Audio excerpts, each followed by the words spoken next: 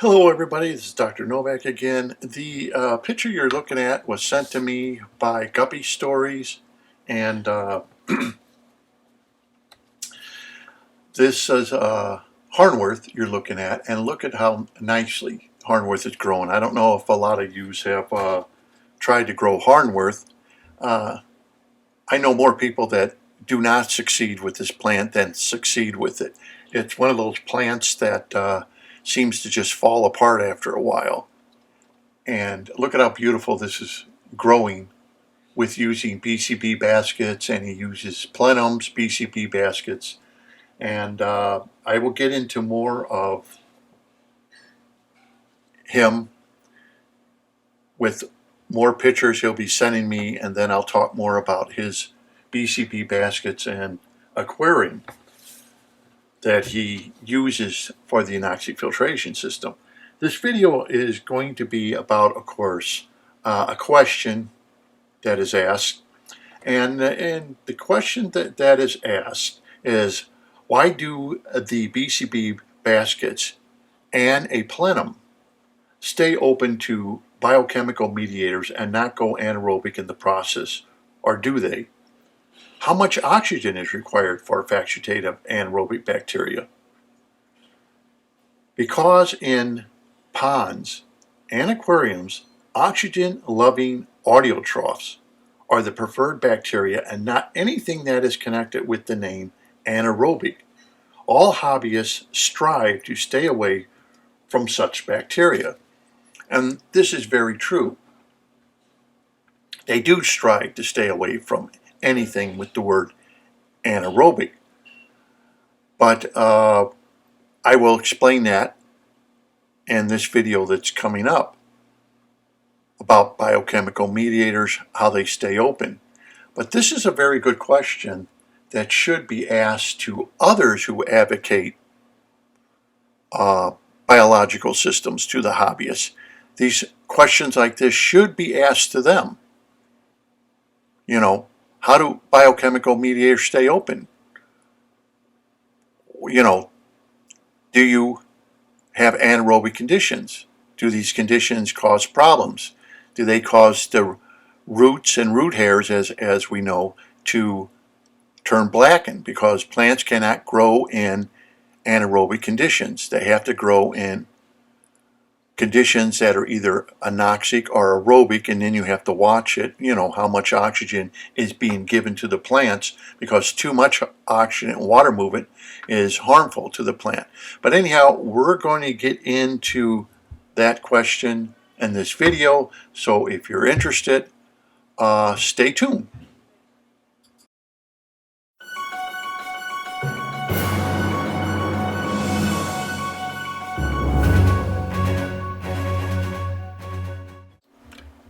It could be said that the diversity of substrate material type used, the size of the substrate grains, or their depth, the microbial population will be in equilibrium with the supply of foodstuff. However, this is somewhat misleading, because in a closed system like our aquariums, it is the overall efficiency of the bacteria themselves in relationship to the system's incoming foodstuff that really counts. The nitrogen pathways react differently to elevated or very low levels of nitrate in the entire mass of the aquarium water. If the microbial mediators are in equilibrium, they respond respectively to either of those conditions. Yet, excessiveness will occur for an unambiguous reason. There may be a lack or an imbalance of useful microbial mediators. Short-circuiting of the balancing act, example excessive oxygen, inhibiting denitrification, or the inverse relationship between that of oxygen and concentration in the overlying water and the overall rate of denitrification when the water is rich in nitrates is another possibility. How all this applies to the biocenosis clarification baskets, or a plenum for that matter, would depend upon the volume and the compensation of incoming nutrients and the health, condition, and type of substrate.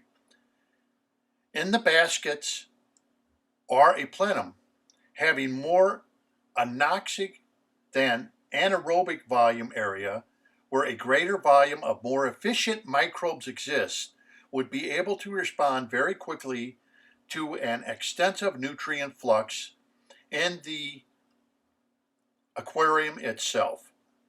In addition, there exists and capability does not encompass guesswork that would accompany other types of denitrification processes. So basically what I have just said is that other processes that are used out there that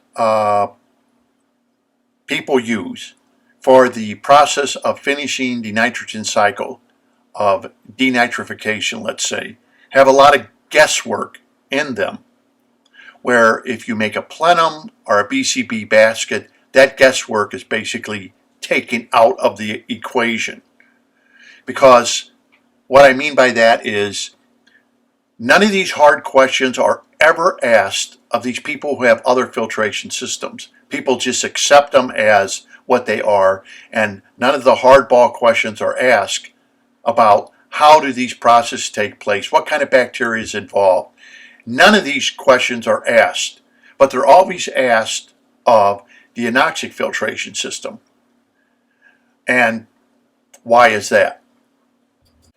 The anoxic filtration system does have a remarkable difference from that of other filtration systems because of the value of the electrical charge that accompanies matter in the depth of the substrate. This is something that other ways of filtering never ever explain to the hobbyists. They never even get involved in it because they don't know. This charge is measured in millivolts, even though the mechanism and pathways associated with, let's say, kitty litter, oil dry, are just when you're using a plenum of the right depth, mixed with laterite, are quite involved. It could generally be said that the BCB baskets or the plenum themselves are basically a chemical sink where the diffusion of nutrients through them are influenced by electrical charge, which I've explained in other videos. Moreover, those positive charge are attracted to negative charges. Accordingly, the water surface and the air above are a negative millivolts. In the bulk water of the aquarium, there are many charged molecules. Much of it is positively charged. So are most of the living biomass, example the fish, gastropods, and plants, something that people don't understand. The substrate surface are largely a negative millivolt. The kitty litter, or the clay that you're using, whether it be kitty litter or one of the other clays that you're using, or the way the substrate has been set up in a plenum, itself, with the laterite, is negative, with increased magnitude with depth. So this even happens in a plenum as well as it does a BCB basket. The deeper the substrate and laterite, the more negative it becomes, and the more positive charged nutrients are naturally attracted to lower depths. In each basket or a plenum, small amounts of oxygen have been tested and showing to usually stay slightly above 0.5 milligrams a liter. Okay, the ability to retain some oxygen appears to keep the majority of the bed in an anoxic condition, you must also remember that obligated anaerobic heterotrophs will die if exposed to oxygen. Distillatory denitrification occurs in zones having a small amount of oxygen. One of the beneficial things about these particular bacteria is that they are capable of living in areas containing little to no dissolved oxygen. In other words, they are dimorphic in nature. They are enormously more efficient than the microbes living in anaerobic zones. Like I said in the very beginning, it's the efficiency of the microbes that we are using that really matter. And if you cannot efficiently grow those microbes and have enough of them, your system will eventually fall or cause other problems, such as, once again, cyanobacteria, algae problems, green water, hair algae, beard algae.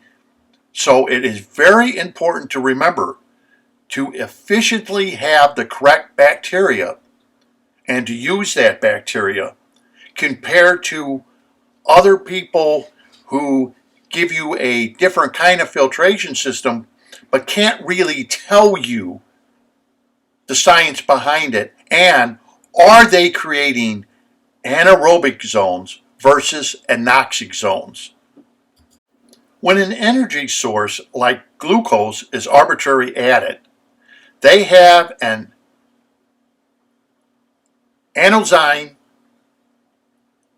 triphosphate ATP yield of approximately 34 times that of obligated anaerobic heterotrophs. The difference in energy unit yield of ATP corresponds to how much faster and how more efficiently nutrients are reduced to energy. So, in other words, your bacteria needs to be very efficient, and as I have just explained, that's a great value here if the majority of the BCB baskets or your plenum can be kept in an anoxic state. Excessive bulk water nitrate levels can potentially be controlled because microbe activity tries to stay in equilibrium with the available foodstuff. If the majority of the BCB basket or the plenum is anaerobic, ammonia is the denitrification end product, not nitrogen gas. Therefore, another nitrogen compound of more significance is resulting. In natural systems, though, the anoxic layer is often quite substantial, ranging from several inches to a foot or more. Yes, it would be fair to say, from the studies conducted, that when an anoxic system is created, the depth of its anoxic zone is extended and ensured. The potential is now greater for increasing, in astronomical terms, the number of facultative anaerobic heterotrophs. Therefore, many hobbyists will say it is impossible to have oxygen inside a BCB basket or a plenum because the substrate will compact and therefore will inhibit any biological processes to take place. You can imagine, like in some of the other systems that are being advocated, if you're using sand or if you're using dirt, you don't think that's going to compact, right? But anoxic filtration will compact, but these systems won't compact. Okay. However, they forget about the substrate's permeability qualities and the large part it plays in microbial and chemical processes. The permeability of the clay we are using, whether it be kitty litter, oil dry, whatever, and laterite, allow oxygenated aquarium water with inorganic compounds to pass through the substrate on a current-carrying magnetic field, which will then allow the substrate to stay more aerobic. Something that's never, other people talk about creating oxygen, but they never talk about a current-carrying field inside the substrate. They completely forego, they don't even talk about that. The science behind what they're doing, because they don't know the science of what they're doing. Such substrates has two characteristics that enable fluids to move through it. Porosity is number one, and number two is permeability.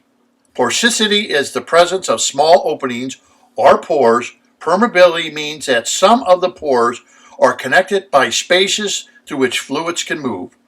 Nonetheless, actual tests of the BCB basket and the plenum that we use in our aquarium have confirmed the existence of oxygen at low levels for bacterium to exist, and exist it does. Yet, in all honesty, how it gets there is still somewhat of an unknown to scientists. Yet, I will try to explain the best I can for the hobbyists. So what I have just said means that we as scientists don't understand how it happens. We still don't, to this day, understand how it actually happens. So when somebody makes a claim of their filtration system or their system does this or that, ask them to explain it. Because if we scientists can't explain it, then they're handing you a bunch of, what should I say? They're handing you the emperor's new clothes. That's all they could be doing. This is very, very important that you remember this. This is the key element to what people are saying, and this is why it fails. Oxygen penetration is less and less and less with depth. It decreases for two reasons: microbial, metabolism, and subsequent biochemical processes. Diffusion is a very efficient process over short distances. However, it has its limitations. So now you understand there are two processes that are taking place that use up oxygen that we must deal with. Okay, yet the presence of oxygen in a biocenosis clarification basket or a plenum used in our aquariums suggests that oxygen does diffuse as far as the center of each basket or all the way through the substrate. Consequently, biochemical processes may produce or retain some oxygen. So then the question I would have to ask then, people who have used other filtration systems that advocate their filtration systems, has anyone ever proven that biochemical processes are open when the substrate is placed at the bottom of the aquarium? No, they have never, ever proven it. Think about that. Because no one asks them the hardball questions. Where's your proof? They ask me thousands and thousands of times, but they never seem to ask them, how do you know that those processes aren't being hindered and now causing problems with the aquarium? We know they are being hindered by people who have set up their aquariums by putting a substrate directly on the bottom, and their aquariums fail time and time and time again. We know those processes are being hindered. The biochemical pathways are being blocked. We know that for a fact.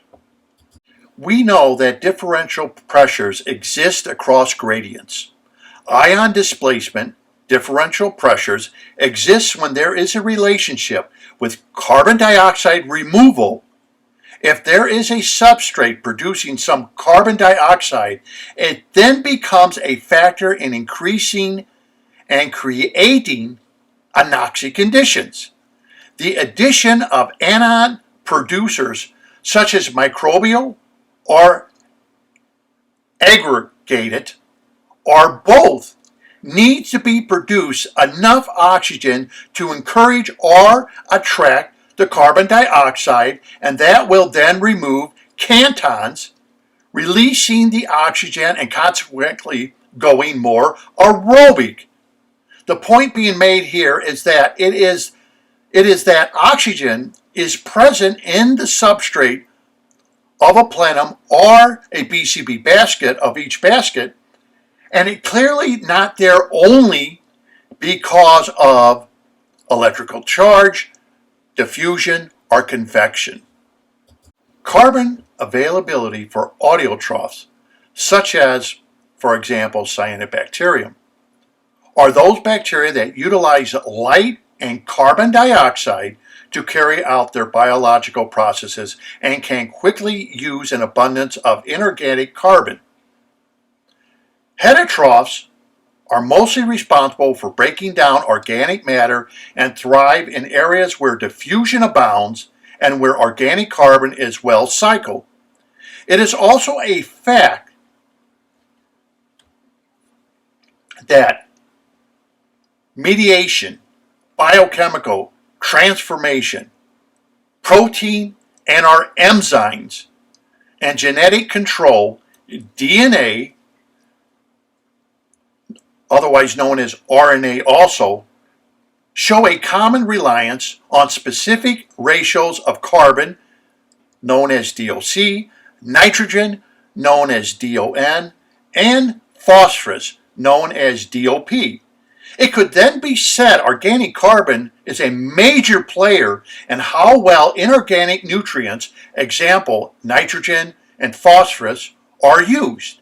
In addition, there appears to be a specific ratio needed, which thought to be approximately 36 parts of carbon, 6 parts of nitrogen, and 1 part of phosphorus, sometimes referred to as the Redfield ratio. Evidence suggests that when heterotrophic bacteria are limited by both organic carbon and mineral nutrients, they have a negative effect their trophic neighbors in the microbial food network.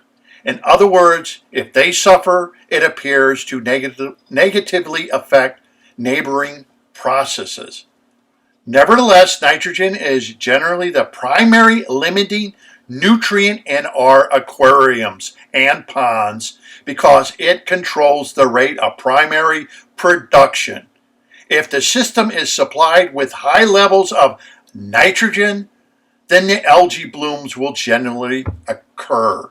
As I have explained to you in other videos, nitrogen is the limiting factor. You need to deal with phosphates and nitrogen. It is never talked about in the freshwater aquarium how we need to deal with these two ions. It's 7 parts nitrogen to 1 part phosphate. If you can't deal with the nitrogen and the phosphate, you will have an algae problem. That's all there is to it. And it's never explained to the hobbyists about phosphates how we have to keep phosphates extremely low to solve the problem of the algae problems that we keep getting in our freshwater aquariums and that destroys our aquariums and makes them unsightly. which getting tongue-tied here.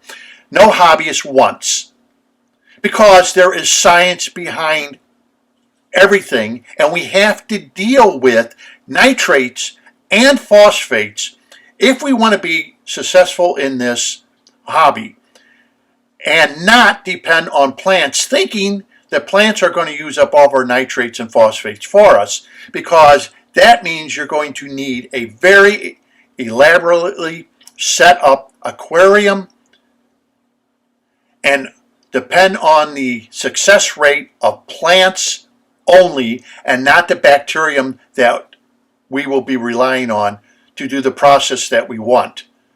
So what I'm saying is, one process, let's say the substrate is creating a problem and we are using plants to correct the problem that the substrate is creating. If you understand what I'm saying in this video. And we can't have that, because not everybody can have a ton of plants. Not everybody can even have plants. So we should be more dependent upon the bacterium that we are using and not the plant life that we are using. You understand?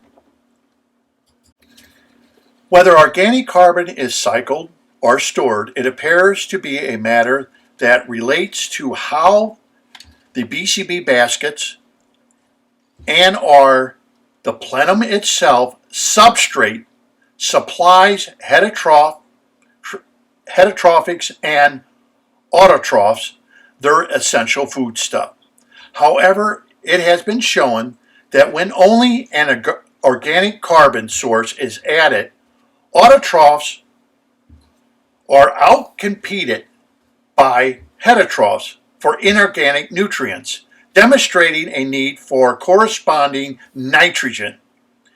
If inorganic nutrients are only added, autotrophs will increase, such as cyanobacteria. Therefore, the ratio between carbon and nitrogen and that of phosphorus are very important factors when facilitating population densities of either bacterium.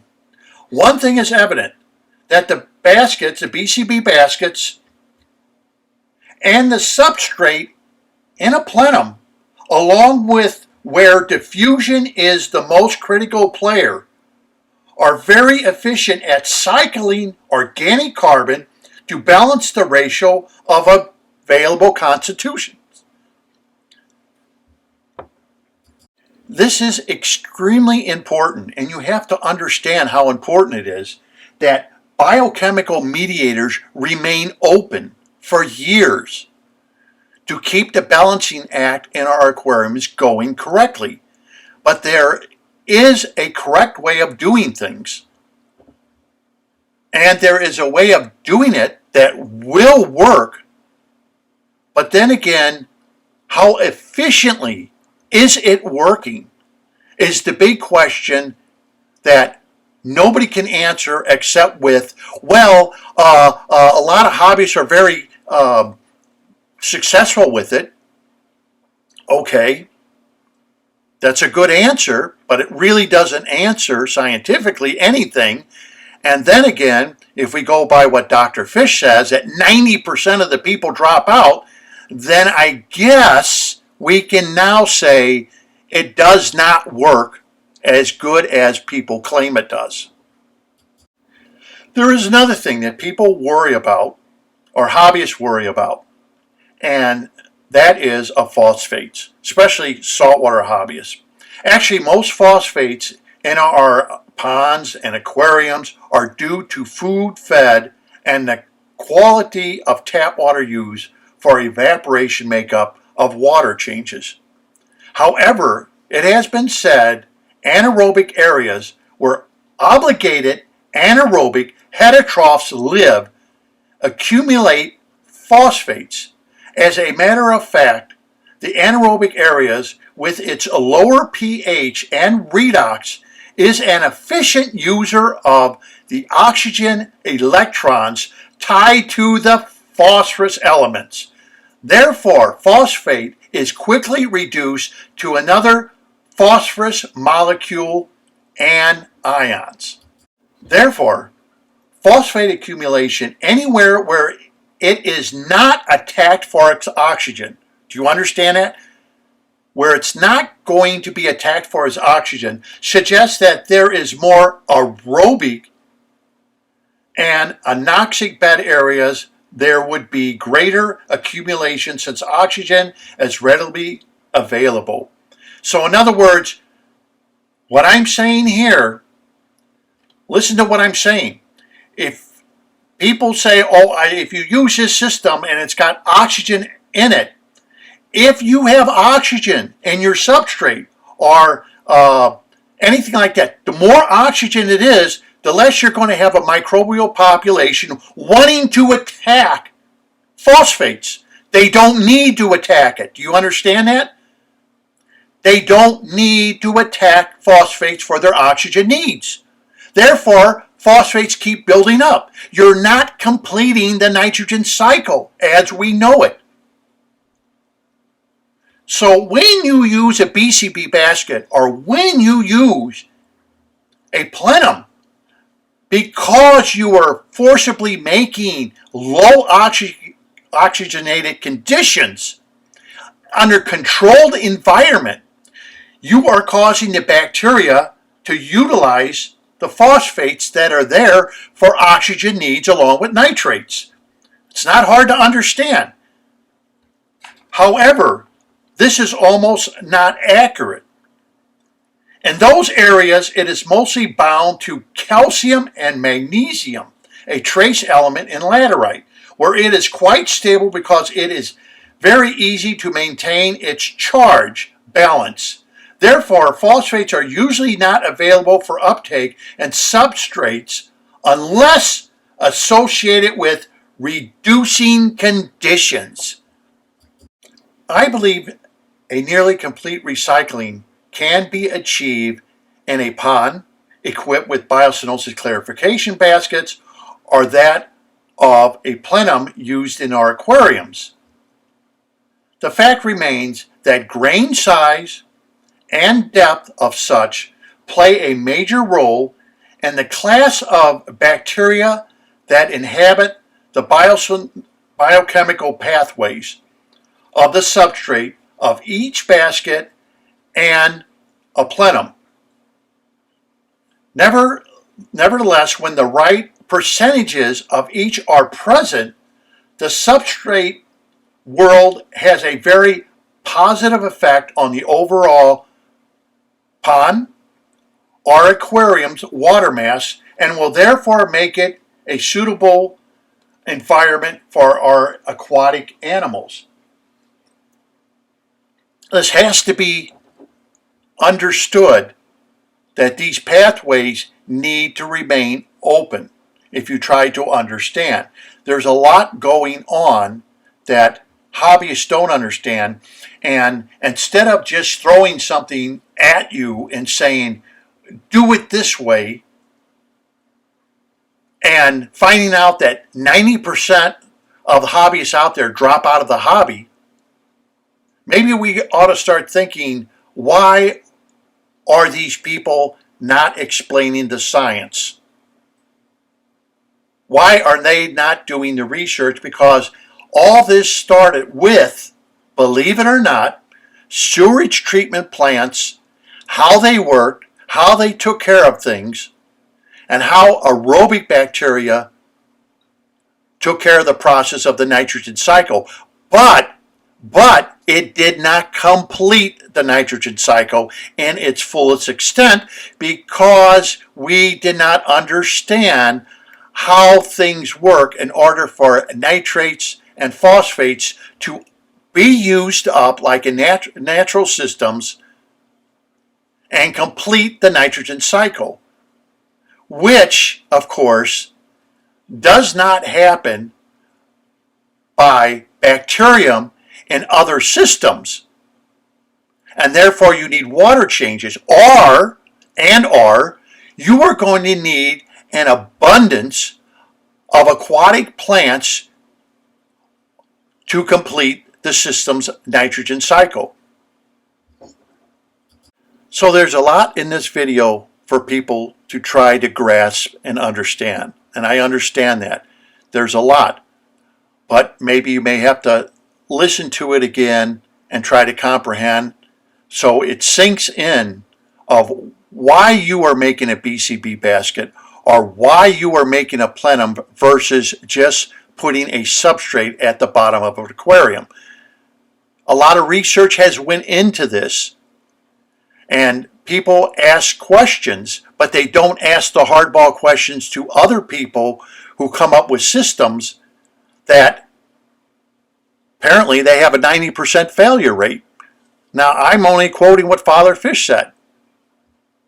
So if that's the case, a lot of people are doing a lot of things wrong because they don't understand the chemistry of how to keep an aquarium. We just think throw some fish in a fish tank, throw some gravel on the bottom or a substrate of some sort and call it a day. That's not the way things work. It gets a lot more complicated understanding the science. So until next time, this is Dr. Novak. Hope you enjoyed the video and enjoy your aquariums.